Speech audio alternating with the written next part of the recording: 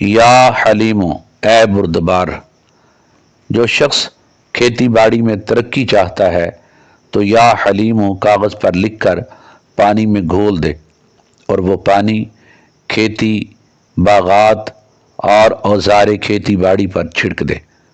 انشاءاللہ تعالی فائدہ حاصل ہوگا۔ جو بچہ بد اخلاق ہو اسے 8800 مرتبہ روزانہ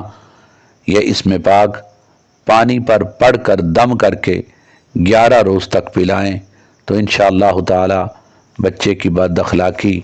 خوش اخلاقی میں بدل جائے گی۔ یا عظیمو، اے بزرگ، عزت، دولت اور صحت حاصل کرنے کے لیے، آفتوں سے نجات کے لیے، بیماری سے شفا کے لیے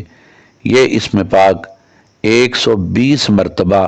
کسی بھی نماز کے بعد پڑھیں، اور 1 ہفتہ تک واللہ ذو الفضل العظیم کا ورد بھی رکھیں تو انشاءاللہ تعالی فائدہ حاصل ہوگا، اور ہر ایک کی نظر میں قابل تعظیم بن جائیں گے، فضل دارین حاصل ہوگا، اور اگر کوئی مالی مشکل ہو تو وہ بھی حل ہو جائے گی۔ یا غفور، اے گناہ مٹانے والے، بیمار کو یہ اسم پاک زعفران سے کاغذ پر لکھ کر